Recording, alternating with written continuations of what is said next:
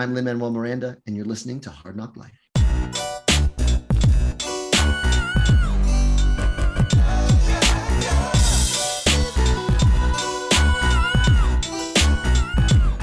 Well, it's the NOC in full color, you see me? The Hard NOC Life, comics, movies, and TV. Yeah. Pop culture. We are here once again. I'm Keith Chow. Hi, I'm Dominic Ma, also Hard NOC Life. Yes, it is Hard NOC Life. I wanted to process my feelings about Justin Fields getting traded away from the Chicago Bears because I didn't think it was going to happen, and it happened. Oh, I didn't even know. Tell me, please. I didn't look at that. Yeah, I part know of the news. you don't follow football because why should you? The San Francisco 49ers are not really active in the free agency market. And we're still processing that loss. That'll take months. But yes, Yeah. please go on. Justin But Fields. yeah, as soon as the Super Bowl ended, that's when the offseason began, and the Chicago Bears were the number one story of the offseason because they own the number one pick as well as the number 9 pick in the upcoming draft next month. And if you're a Chicago Bears fan, and I've mentioned it on this podcast, like the number one conversation is, do we keep Justin Fields and trade out of the pick, or do we trade Justin Fields and take, by all accounts, Caleb Williams with the number one pick of the draft? Mm-hmm.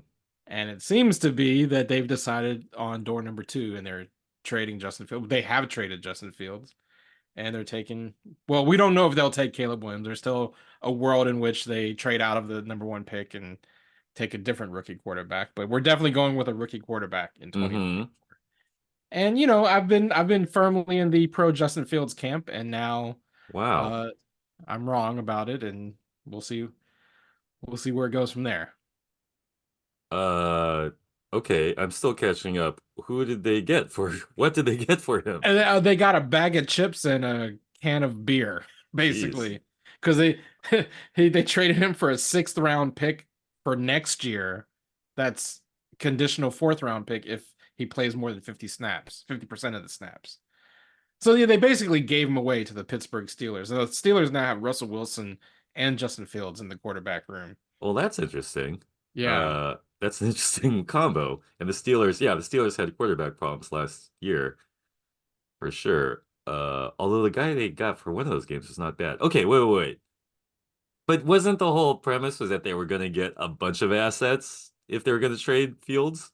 Well, that was the thought, and then the quarterback market started to dry up over the last couple of weeks because Kirk Cousins goes to the Falcons, which was one of the destinations everyone thought Justin would go to, but they signed Kirk Cousins for like $1 bazillion, which was weird because he's 40 years old and just had an ACL surgery, but whatever.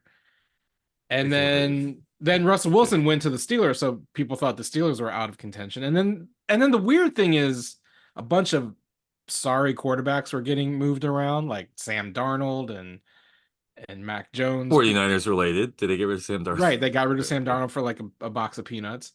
And it just it was weird because that was actually making me think, oh, maybe the Bears are holding on to Justin because all of these shitty quarterbacks are being moved around. Justin Fields, I think everyone acknowledges, has flaws, but is a talented quarterback with a lot of upside, would probably fetch a pretty penny. And so that's what was making me think for the last couple of weeks, maybe he's not being moved. But then ultimately I'm just eating a cracker if the mic picks up. Please go on. So yeah, if you hear any crunching in the background, it's Dominic eating on mic. But yeah, so that's basically the story, is that Justin Fields is no longer a Chicago Bear, and I just sad about it. Okay, wait, quickly, just superhero, because this is where, just in case you don't know which podcast you're on, but we do talk about sports. We'll get there in a minute. When we have feelings about it. Okay, so Justin Fields, but why did they not trade him for like a great lineman or a great so that's the thing, is that they couldn't. So the narrative is now which kind of pisses me off as a Justin Fields fan, is the narrative is, well, he sucks. Clearly, the league doesn't want him. The league views him as a terrible quarterback. No one would even give you a 3rd round pick for him. Oh man, the best you could do is next year's 6th round pick. Yeah, and I just feel like, and some of the stories that have been coming out over the weekend is that, famously at the combine a couple weeks ago, Ryan Poles, the GM of the Bears, said, if we trade Fields, I want to do right by Justin. And so one story that came out on ESPN this weekend is that there were other offers, but the Fields camp preferred to go to Pittsburgh. Huh. And so the Bears actually took less and sent him to Pittsburgh, where he could thrive potentially, Huh. because Russell Wilson's on a 1-year deal and he could be the starter after learning behind Russell. Right. So, I mean, if that's the case, then good on Brian Poles for doing what he said and doing right by Justin. On the other hand, as a Justin Fields fan, I kind of feel a little cheated out of potentially seeing what he would do with this offense, which we've retooled with free agency over the last couple of days. We traded for Keenan Allen from the San Diego Chargers. Oh yeah, I didn't know that. Okay, great. Yeah, who was like a stud He's hot, 1,400 yard Big fantasy wide points. receiver. We signed DeAndre Ooh. Swift from the Eagles to be our running back. You So, got DeAndre Swift? Yes. You're listing all my fantasy players who Well, we basically built a fantasy team. We have Nice, DJ yeah. Moore, Keenan Allen. We also have Gerald Everett from the Chargers as the other tight end. DeAndre, like, we actually have weapons now. Yeah. And it's almost like, so we finally built it, because that was always one of the things. Justin Fields could be great if he had a team. And part of trading out of the number 1 pick would be we could build a team around Justin. Yeah.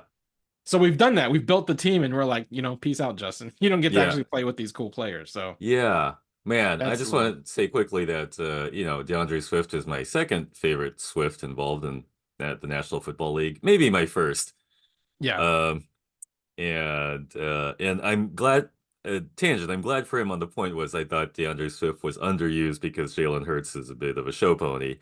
And he stole all of his goal line touchdowns from him. Right. He did all those, and DeAndre Swift is a perfectly good running back, and it was just so I'm happy if he goes to your Bears and with whichever quarterback. Now, let's get back to whichever quarterback.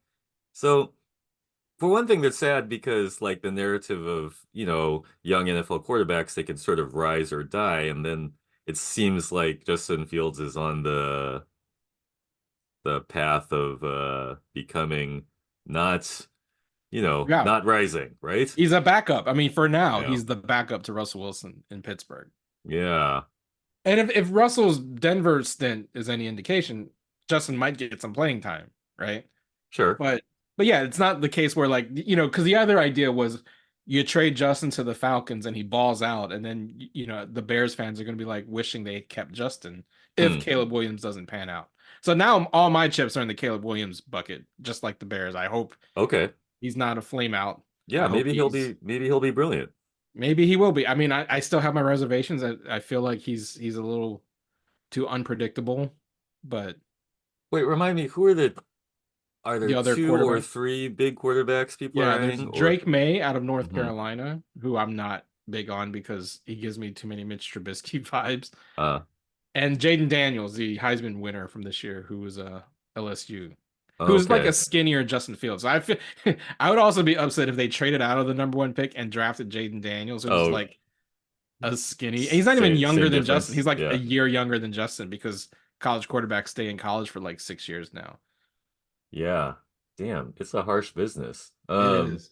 Well, I mean, I'm sorry as I know that I'm sorry as far as I know you were in the Justin Fields camp, and hope he, thrives mainly with the Bears. Maybe he'll thrive with the Steelers. Yeah, I'll root for him in Pittsburgh. I mean, at least he's in the AFC. I don't have to like worry about him, potentially playing the Bears every other week. But I live in Baltimore, and Baltimore and Pittsburgh are bitter rivals. So right. I won't be buying a Fields Pittsburgh jersey and wearing it around Baltimore. But you're not and you're not a Ravens fan. I am not a Ravens fan. I don't mind the Ravens. Yeah. I don't hate. I mean, them. their other team. Did they do anything like recently since you've been following? Because they pretty much were well put together. They just didn't execute. Yeah, well, they signed Derrick Henry at running backs. Which shit! Will shore up their running back room. That is pretty strong.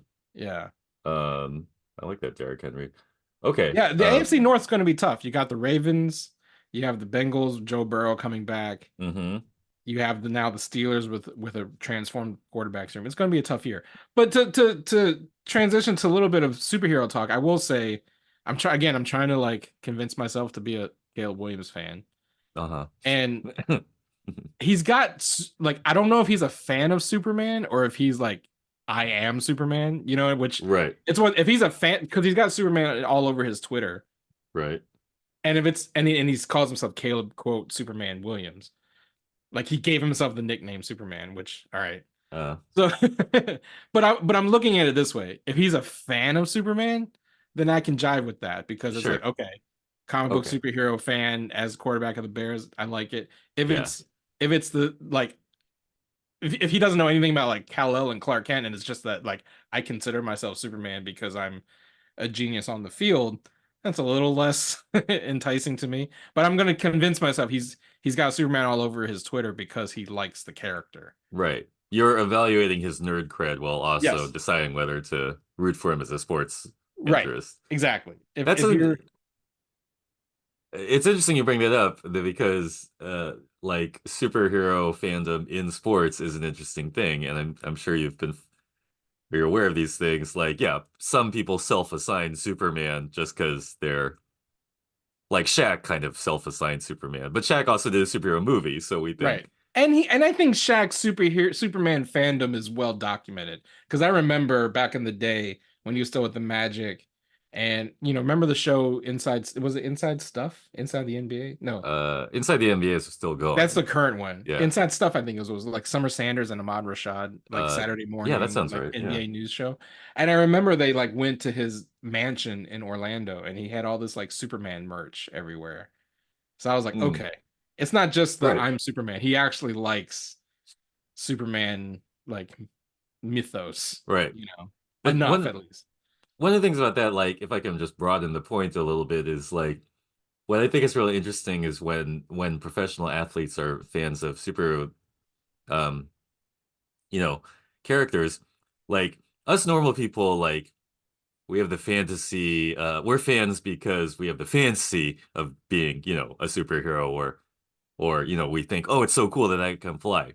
Professional athletes are the guy who like looks at Daredevil and they're like, I could actually probably do that. You know what I mean? They Yeah, they take it a step further. They actually visualize themselves at, I could maybe lift a car, and right. they're the only ones who could even possibly imagine that they could do a Spider-Man thing, or I mean, a Superman thing is too much, but you know what I mean. Like they Yeah. visualize it in a different way, and that's what I think is cool about Well, athletes in one of the players on the Bears, Kyler Gordon, who's a cornerback, his nickname is Spider-Man. His like Mm-hmm. end zone celebration is he does the thwip Oh, cool. hands, but he Yeah, also does like a backflip while he's yeah. doing the thwip hands, which is like the coolest end zone celebration because he literally can do the Spider-Man thing. And he's lately started going to the games in a full-on Spider-Man mask. Oh, for real? This is sorry. This is one of the Chicago Chicago. Bears cornerbacks. His name is Kyler Gordon, and his Mm-hmm. nickname is Spidey. And when he Right on. celebrates an interception or a touchdown, he does like a backflip in the end zone and he does the thwip hands. Yeah, And he like shows up to games in a Spider-Man mask. Like he's completely embraced the nickname, I love that. which is really cool. And you know who else does that? Just to segue, or just tangent, blah blah blah, is Jordan Childs, the U.S. Olympic gymnast. She also does the Spider-Man celebration routine when she sticks a landing. Nice. And according to what I just looked up, um, yeah, she'll be in the Olympics this year, which is happening, and I'm kind of excited about the Olympics. Yeah. I just Well, like the Olympics. another Chicago Bears like connection. We signed a safety, Jonathan Owens from the Packers, and he's famous for being Simone Biles' husband. So now, so Oh, now okay, we can okay. add Simone. Simone Biles will be our Taylor Swift this Oh, year. okay. I was actually talking about Jordan Childs. Oh, I guess their names rhyme. Sorry, but yes, all that is related because U.S. gymnasts. Sorry, Yeah, I threw something into the mix, and now we're getting.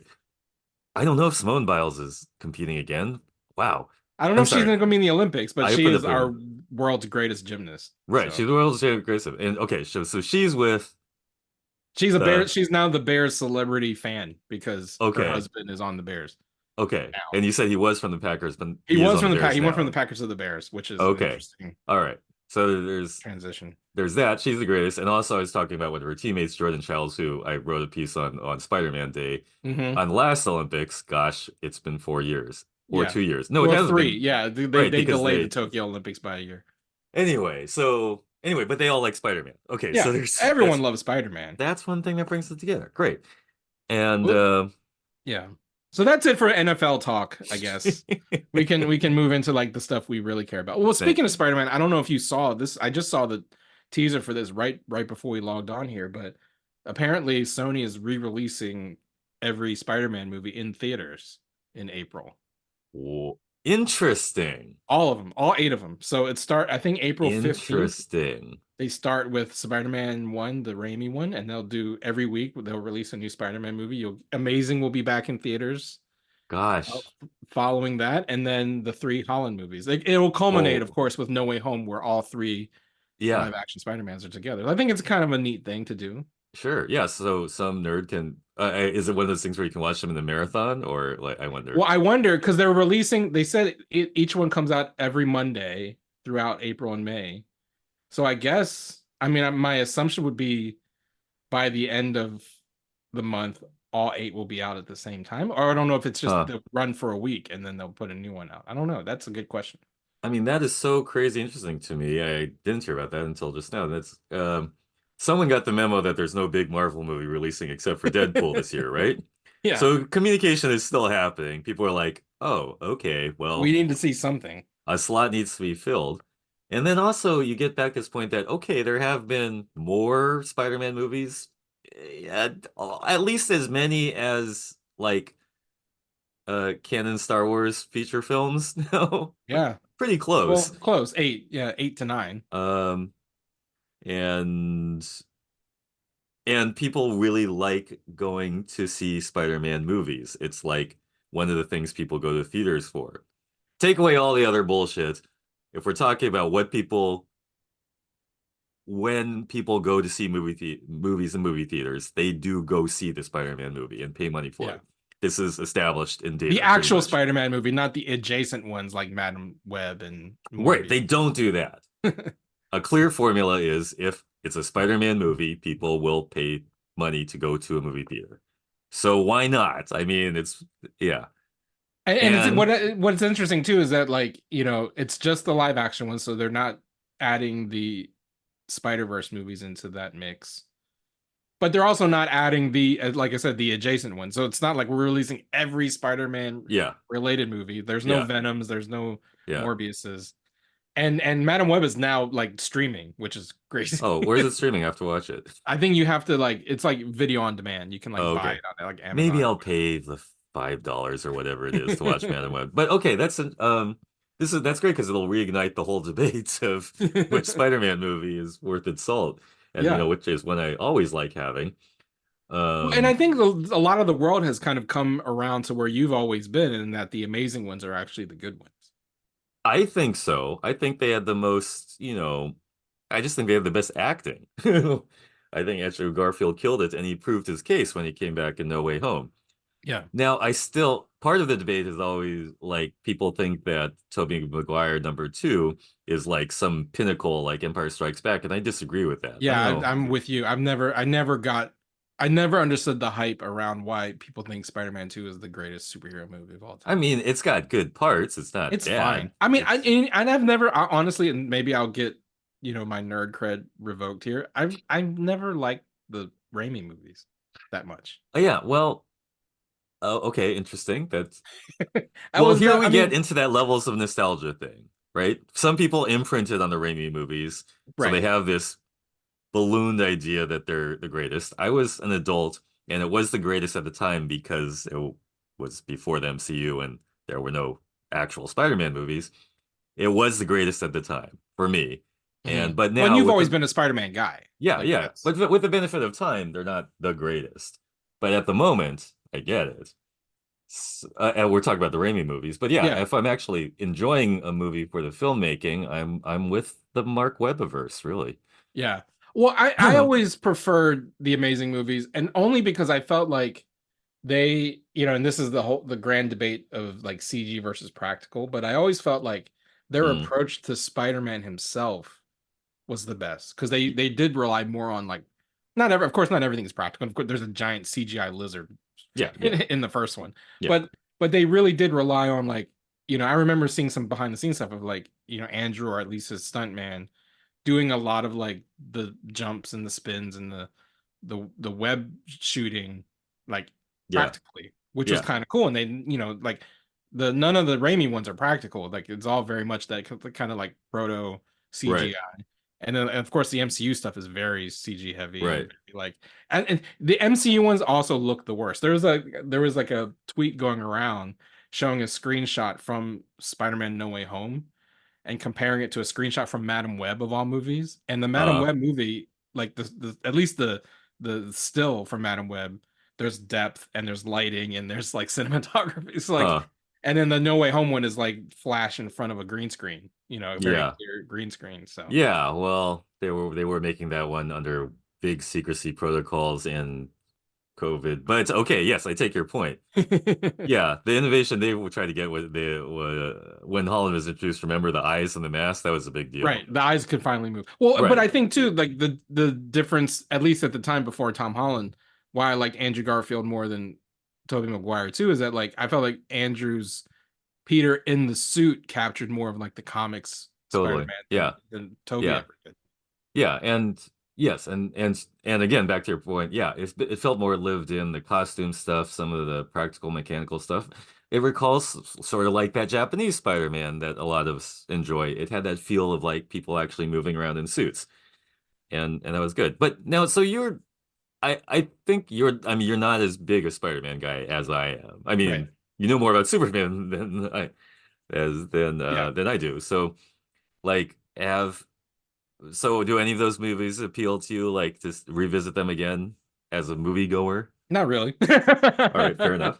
I mean, I've never been like the Spider-Man guy. I'm always clearly Sure. the DC guy. Batman, Superman, Wonder Woman. I always rank above any of the Sure. Marvel characters, Okay. right? Like I always gravitate towards the DC universe for sure. And then I'm a Batman guy first and foremost. Superman guy second.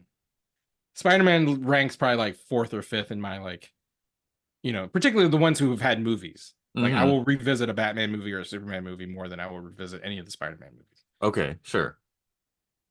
And okay, but so phrasing another way is, if you were going to take like your kid or like a bunch of kids on like a field trip outing or something, would you go to any of those live action Spider-Man movies? I'm thinking about the generational Well, I mean, thing. we're thinking of like my kids, like my daughter, for my daughter's friend group, it's the Holland movies because they were Sure. the ones. Yeah. Like the Civil War and Homecoming, when you talk about being imprinted on, the 10-year-old kid, that's Homecoming. So for a whole generation, the Tom Holland Spider-Man is their favorite Spider-Man. Yeah. And then Tom Holland and Zendaya are such like big Right. They're everywhere. stars for them, But I mean, I think I showed the old movies to my kid and she was like fine. Not quite as cute as Tom Holland. Yeah, I mean, like when you have the MCU Spider-Man for at least that generation of kids, Yeah. I think I it want is a to little bit harder to. I do want to say something about the Tom Holland Spider-Man because you made me think of it right now. And sometimes I'm on this podcast as a guy who purports to be a big Spider-Man fan, and yet I don't love any of the movies. So Right. anyway, so Well, that's because you are such a Spider-Man fan that you don't love the movies. Right, but I don't want to be that guy who just hates, because there's a slippery slope path that becomes. That's true. And we know what that entails. But what I want to say is, the thing about Tom Holland's Spider-Man is that the Russo brothers did Spider-Man so well as a side character in the MCU movies. Do you know what I mean? When he first shows up, not in Homecoming, but in Civil War, I legit, as a Spider-Man fan, love that part. I think that scene is so well done. The acting between Downey Jr. and Holland is like, it may be the most human moment in Civil War, like the most like real person moment.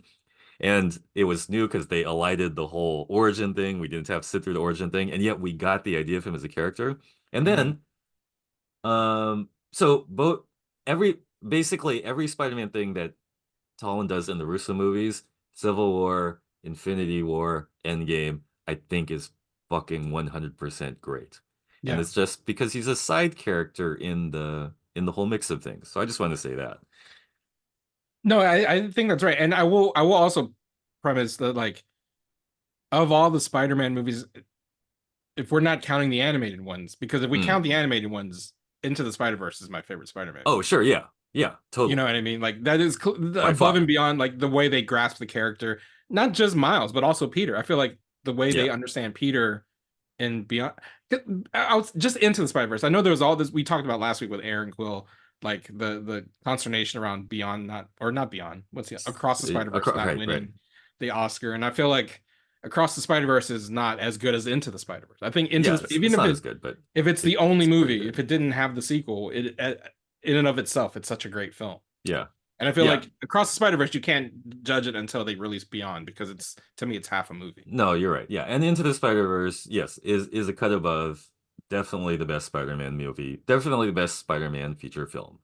Yeah. By all sorts of ways. And so well considered and well written. And I wanted to like think that magic would carry over to make a 2 and 3 in that universe.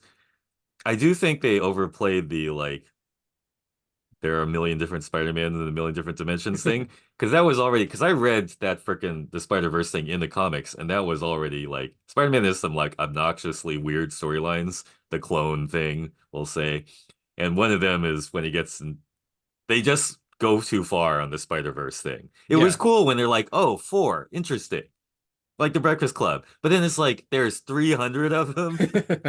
That's Yeah, I think leaning too much into like the mystic parts of like the spider mythology is weird to me too. Because like I feel like, yeah, a bug, you get bitten by a radioactive spider, it's ridiculous and absurd, but like I yeah. can roll with it. But if like that radioactive spider was imbued with like mystic power because there is this like Oh world that yeah. only people who tap into the spider the Spider Verse can understand, that's where it loses me, at least in the comics.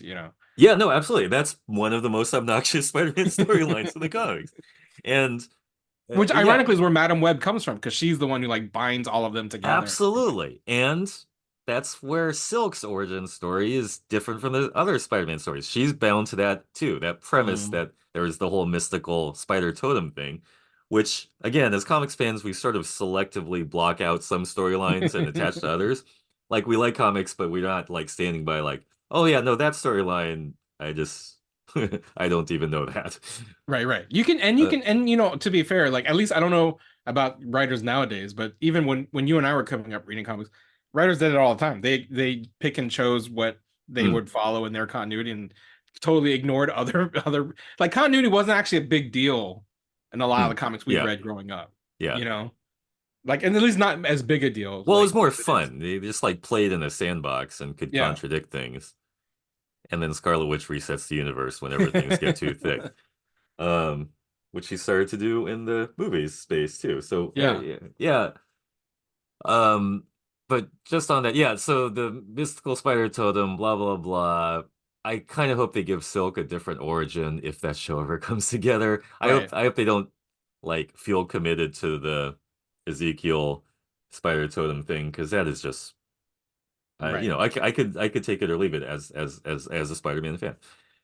Well, it's interesting too. Like, I mean, kind of you mentioned the potential Silk series. I know that's coming from the Sony side and it's not a Marvel thing, but there was a story that kind of came out where Bob Iger basically said they had like shadow killed a bunch of like Marvel projects, and we don't know Oh, what they huh. are, but like there's a lot of speculation. Like Eternals 2 is definitely not coming out. They've Okay, kind of killed the Eternals universe, and I don't okay. even know if those characters will ever show up again because it just did not That's funny. leave enough of I an mean, impact on people, and which is interesting because I know that was one of the films you had like most anticipated in the MCU, and it well, didn't yeah, and that'll came give out. another thing for us to debate about. It's like, it was like, where were the Eternals when Thanos was? Oh, wait, where are the Eternals again now that Kang or whoever it is now? Where Well, are and there's they? the And it's running like, joke about well, like the celestial that's frozen in the Arctic that like no one mentions in the MCU yeah, because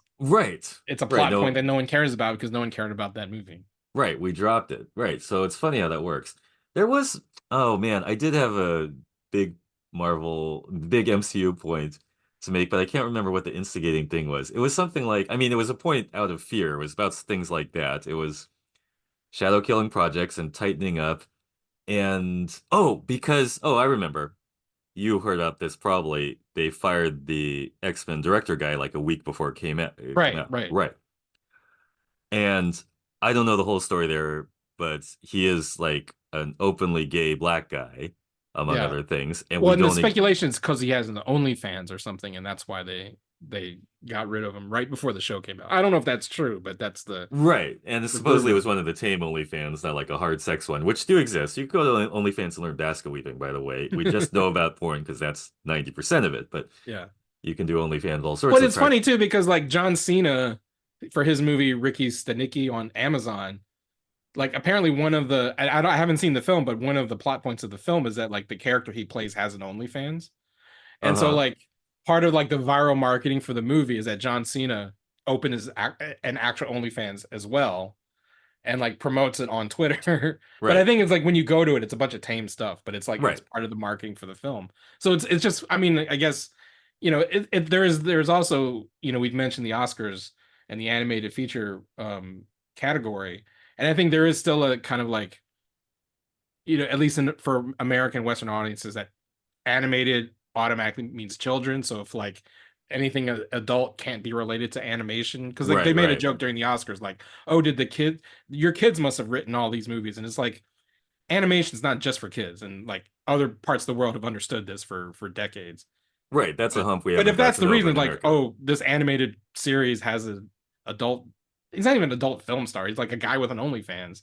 We Yeah, can't yeah. associate Yeah, that he's because not of an adult children. film star. You can do all sorts of things on OnlyFans, but we don't have to go all the way down Yeah, that yeah, road. yeah. I'm just saying you But yeah, can. but who will think of the children as such a bullshit like Yeah. And reasoning? there's something like I don't And want to X-Men 97 is not for kids. It's for like people our age. right or one generation below as it may turn Yeah, out. But right, right, yes, right, but right. adults who would love yeah. And X-Men is the cartoon is a funny one because it has a sorts and for kids vibe, but is for these grown-up millennials, right? Right. So it's an interesting case. Guys, I don't think they're going to go with really adult animation, but they're going to go with like, adolescent sort of Yeah. young adult level of topics. Um, but I did want to say, and I don't want to like get himself in trouble here, but there is a trend, a tide in the MCU as concerning me, and it parallels some things in the DC side, but there is this, it does seem with all the various money problems and the various superhero fatigue problems, they might be tightening up in the kind of like just white guys run everything kind of system. Well, that was a part of that story about like Right. like you said, Shadow killing a bunch of projects, and I think the term was focusing on less divisive content or whatever, like, Ooh, you know what I mean, and that which is divided code for me. like what you just said. Let's not have all these like queer and brown people in our movies, and let's just Yeah. center Captain America And again. let's just a healthy reminder, Marvel, you did really well not going by the old rules for a minute.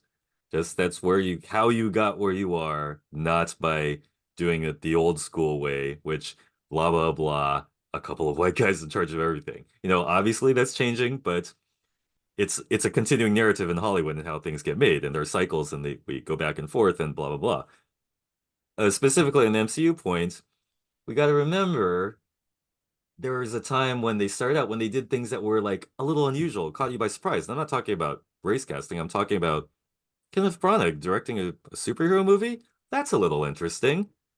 Seems like a bit of a risk. Oh, it worked. The Russo brothers were not known as action movie directors. They worked on Arrested Development. So that was a little bit interesting choice, and boy, did it work. I'm just saying, I don't know what they think their safe choices are. If their safe choices are the guys who, well, anyway, I don't want to put anyone on the bus, but let's say some of their safe choices are making boring movies. Yeah. Well, and it's like, how do you define what's risky and what's not, quote unquote, risky, right? Right. And I get the Eternals wasn't that it had a lot of problems, but it was an interesting choice. I'll say that we're on the writing side. I think the filmmaking was great. Chloe Zhao knows how to make a film. Perhaps the story just wasn't ever going to be like satisfying because there's too much shit going on to be pulled into. So things like that. So I don't want it to be this thing like they can very easily spin this narrative of, gosh, well, the Marvels and the Eternals didn't perform that well, and gosh, so that risk on the woman who isn't white, gosh, that didn't pan out for us. Let's just clip that right here. That Yeah. you're making equally boring movies with your, the few chosen white guys who are always chosen. Right. So it's across the board problem. I'm saying it's equal. It's not like the people of color are fucking it up. Yeah, no, 100%. And I think that's, like, if anything, that's there's a false dichotomy about, like, quote unquote wokeness being the problem in the Right. Marvel, right? And it's a certain segment of the fan base that says that. They were always the one that's always the reason they go to, whether it's Star Wars or Marvel or X-Men. Like, talking about X-Men 97, there's a whole like X-Men 97 is too woke, and it's like, it's the fucking X-Men. Like, Yeah. Yes. that's kind of the point. It's the people who Yes. complain Star Trek is too woke. It's Yeah. like, have you not paid attention to Star From Trek the for jump. 50 years? Yeah. So circling back to the X-Men 97 thing, and I do not know the whole story. I do not Yeah. know DeMeo's whole life arc or anything, and I don't even We don't know if, the reason he was fired. and That I was don't even speculation. as I do not even know if he wrote great X-Men episodes. I will say the optics are weird, and it's become a little bit too easy to be like, oh yeah, that not that person of color guy is gone, and we're gonna replace him with what we think the safer choice is. Yeah. That narrative may be happening on the Silk side. It may also be happening on the DC side in certain places.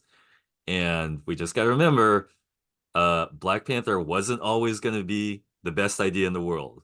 It turned out it was the best idea in the world, right? So let's Well, I will say, I'm glad you mentioned DC, because like the other studio was also making some, choices this week, and one is that, they're smack dab in the middle of shooting Superman Legacy, where it's no longer called Legacy. Mhm. And I think some actual, footage leaked on, so we got to see a couple of the characters on set, which we won't really talk about because it's not that big a deal. And one cool thing about the Superman filming is that the actor playing Lex Luthor, Nicholas Holt, he was on Michael Rosenbaum's podcast recently. Oh, nice. And what was cool is that he kept, like Michael Rosenbaum has a podcast where he like just interviews fellow celebrities about like their life and everything. And he just happened to have Nicholas Holt on, and the whole time Nicholas was like, "Tell me about how you approach Lex Luthor." So he's like taking notes about like how to play Lex. And cool. I, as a Smallville fan, I was very heartened to see him basing his Lex on Rosenbaum's Lex and not Hackman or Rosenbaum's Lex is a good one. Exactly. I'm fond of that. Yeah. So that gives me some good feelings. Another thing coming out of the DC world is that they've delayed Batman 2 a whole year. That won't come out until 2026 now, which is interesting. That's like a full 4 years between the movies, and I'm that people miss the character. I think that's kind of cool. Sure. But to your point about like, is DC making the safe choice or not? They did also announce that they're doing a Teen Titans movie, and Anna Nogueira is writing it. Oh, so okay. I don't she's know who already that writing is. Superman Woman of Tomorrow for DC. So like, that's kind of cool that they're Wait, she's writing the comic or the movie Superman of Woman of Tomorrow. That's based on the Tom King comic. You mean Supergirl? Supergirl. I'm sorry, Supergirl Woman of Tomorrow. That'd be a one where really they cast the Person of Tomorrow movie if it was Superman Woman of yeah Tomorrow. yeah no I meant that'd be Supergirl, all sorts Woman of things, but and maybe someday. But anyway, yeah, okay. Yeah. So like we're any Teen Titans film, I think is, it depends on who they cast, of course, but like Starfire in live action has been portrayed by a black woman, so I feel like the way that they cast a black woman to play Iris West in The Flash, because the CW kind of like made that canonical for so many people. I feel like Starfire, you probably see a black woman. Cyborg, I know some people might think Cyborg's being demoted if he's in Teen Titans, but he's, to me, always more of a Teen Titans character than definitely. Yeah. Let's get it straight. Not demoted. That's where I don't know if they'll cast a Romani actor to play Nightwing. I feel like that's something that the internet is always asking for, but that's probably not going to be the case. You may get a person of color playing Beast Boy. You may get a person of color playing Raven. Yeah. Like, and again, this is one of those, well, I don't know, like the Titans, the TV show, which exists, is a divisive thing. Yeah. But does many of those casting things, which are, and I don't know where we're at on, I didn't even watch the last season, but okay, so it's interesting. But they are making a Teen Titans movie, so they announced it. Cool. Or they'll probably call Titans, right? Or But what's cool is that there's a woman. I mean, her last name is Nogueira. I don't know if she's Latina or not, or she may have some at least some Hmm. Latin roots at some point. But but they've hired a female screenwriter Yeah. to write not just the female movie Supergirl, but also like the Yeah. big team up movie And that's great because the storylines of, say, Starfire, Raven, all very excellent woman forward And storylines. also, Teen Titans has always been DC's answer to the X-Men. Yes, totally. The angst and the like everything that the X-Men go through, dealing with oppression and discrimination. That's all. That's like a lot of the Titans storylines around that too. So yeah. So right. So we definitely need Teen Titans to be just needs to be inclusive and forward thinking and progressive in all those ways. It has but to so be. my whole point is that like I Right. feel like this is a way for DC, for James Gunn and Peter Safran's like heading up DC. If Marvel is saying we need to be less risky, Right. they can take that risky mantle and say, well, we won't be risky. We're going to take chances. That would be an interesting play on the big chessboard between Marvel and DC, right? Yeah, yeah. And I think part of also delaying the Batman might be part of that because like having the Batman and Superman coming out in the same year, I think as exciting as it is to be like, for me as a Batman and Superman fan, if you're trying to establish the DC universe as its own thing, right? You don't want to have and here's the Elseworlds movie too that we're also releasing in the same year. Right. It does confuse the issue a little bit. Yeah. And I'm sorry, remind me again, what's the movie that's coming out near Superman that is the big deal Marvel movie that year? Or the Fantastic Four. Right. Okay. Yeah. That's like 2 weeks after Superman comes out. Right. Yeah. So a lot of interesting things will happen next year after we're just done rewatching all the Spider-Man movies, which is currently what we're doing. Yeah, this year it's nothing. It's the Spider-Man movies being re-released. It's Deadpool and it's Joker. Yeah. And then and Beverly Hills Cop 4 and Gladiator 2. Let's not forget those. Right. Those big superhero movies. Right. Yes, super cop. And are they even coming out in theaters? I feel like Beverly Hills Cop is like a streaming movie. I feel like that's a good question. I hope it comes out in theaters because I think Beverly Hills Cop is Netflix only. Well, then we'll get a big screen and watch the Netflix. Damn it, because Beverly Hills Cop 4 is important. It should be. I mean, you're not cops. You're super cops, and they just Eddie Murphy. People don't know. Like Gen Z does not know how big a star Eddie Murphy was in the 80s. Totally. Yeah. Like, an Eddie Murphy movie, whether it was a stand-up comic special movie like Raw or a movie like Beverly Hills Cop, they were the biggest things in the world. When Totally. Yeah, absolutely. Beverly Hills Cop, even like 48 Hours. 48 Hours, the first Coming to America, and then some like the weird ones where he tailed off with the action comedy thing, like Metro. I remember that one. That was like the end of Golden Child. Golden Child was Golden Child, right? A superhero movie, an action comedy, all the things. See, Eddie Murphy was doing these with things. Asian representation too, right? Like he was serving these needs back when superhero movies were just a glint in our eye, right? Or back when Batman was well, aside from Batman, I was about to say let's no Michael Keaton erasure here now. But perfect to be perfectly straight on the years. Eddie Murphy did dominate the whole of the 80s, and Batman was 89, and that changed the frame, right? When 89 was probably the greatest year of film, right? Because you had Batman, you had genre film. I want to, I'm not, please letterbox people do not. Godfather 4, right? Yeah, no. but you had of course Batman, you had Ghostbusters 2, you had Indiana Jones and Last Crusade, When Harry Met Sally, like huge, some great films coming out in 1989. Yeah, I don't know if Eddie Murphy had a film that year, but yeah, that's. I'm sure Eddie Murphy had a film. Well, Coming to America, did that come out in 89? Maybe, yeah. Well, but fight the power, the Do the Right Thing. 89. Yeah, big 1989, huge another thing. Summer. Sound of the Funky Drummer. Yep. Well, I'll start off the nerd popping because I mentioned Ghostbusters just now, and for me, the thing I'm actually very excited about. I didn't think I would be, but this coming weekend is the premiere of Ghostbusters Frozen Empire. Okay. And I kind of was like, whatever, Afterlife was fine, but I don't know, there's something like stirring in me as a longtime Ghostbusters fan that like the closer we get to another Ghostbusters movie in the theaters, I'm kind of excited for it. And part of what's exciting, I mean, I'm a sucker for marketing, and like a lot of the Ghostbusters marketing's been getting to me, and Adam Savage has been doing a series of videos on his YouTube where he's like visiting the set with Jason Reitman and the cast. And you know, for me, honestly, like the thing that's really sold me is that I've talked about this group on this podcast in the past. There's a Japanese girl pop group called Atarashii Gakko, and Yes. they did a music video promoting the film because I guess they were doing like the promotion for the film in Japan, but they were invited to the red carpet last week in New York, and the song is very catchy. It's like a remix of the Ray Parker song, Okay. and so Cool. like that's got me psyched for the movie. And then no, and you know, I was also a fan of the cartoon, the real Ghostbusters, Right. Yeah. and all like indications of the film is more like kind of taking cues from the cartoon as much as it's taking cues from the original films. Hmm. And I'm a defender of Ghostbusters 2. I think Ghostbusters 2 You is sure are. You went it's out of your a way to great mention it sequel. when We've other had this people wouldn't. conversation. I Yes. don't think, you know, people trash it, but you know, Bobby Brown's in it, and he's got probably the greatest movie song ever made that The should have won greatest the Oscar superhero for best song, song. certainly.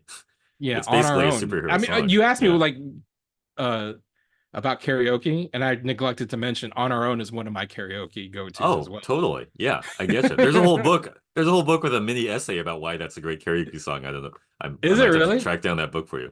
I Yes, wanna it I breaks wanna it read down in a that. very academic way, but it is true whether it's academic or just in your gut. It is a great karaoke song. Well, you know, it's too hot to handle and too cold to hold. Yeah, call the You know? Gold Busters. I said the Gold Busters. That's a kind of flower, but you know what I mean. Yeah, they're in All control. on our own. And wait, back to the music thing for a second. Uh, oh wait, so there's the song, there's a redo of the Ghostbusters real song. Is it the trailer that gives you vibes also, or is Yeah, it well, so just that's the what I mean. The feelings? trailer, like, you know, like I said, Afterlife, I was fine with. Like, I didn't hate it. I didn't love it. It wasn't like, ooh, the Ghostbusters are back. I did like how it continues the original story. You know, and I'm a fan of the 2016 movie. I think Mm-hmm. that, you know, that was one of the first shots in the culture wars when it came to like nerd stuff, right? Mm-hmm. With When all the the internet women. decided, yeah, Yeah. right, going back to what we were saying, when the internet Yeah. just decided, oh, you can't have women in these stories, Yeah. and they just like trashed that movie like unfairly because I Yeah. think On it's a spec, they great, trashed it. Yeah. yeah, and because I think it's a good like reboot of the franchise. It's not a continuation. It's a complete like reimagining of what if four, you know, knock around scientists became Ghostbusters. It became like extraterrestrial, supernatural exterminators because that's what the Ghostbusters were. That was Yeah, the for sure. premise, and it was a great kind of like using the, you know, the comedic minds of the time because that was Melissa McCarthy and Kristen Wiig were at the height of their powers. Mm-hmm. Kate Mm-hmm. McKinnon and Leslie Jones. So I think like in a vacuum, it was, if the internet wasn't a thing, I think it would have been way more successful. But Oh, that's interesting. Yeah. you know, like misogynist internet just decided Gamergate and everything. Like Yeah. and it was 2016. Like it was Yeah. that kind of like height of like the Trump versus Hillary Yeah. misogyny prevailing. How do we Yeah.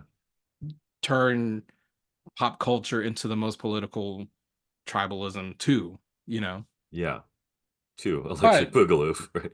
yeah. But anyway, so that you know, and I've been a Ghostbusters like fan as long as I've been a Batman fan, right? I remember that, talking about being imprinted on your brain.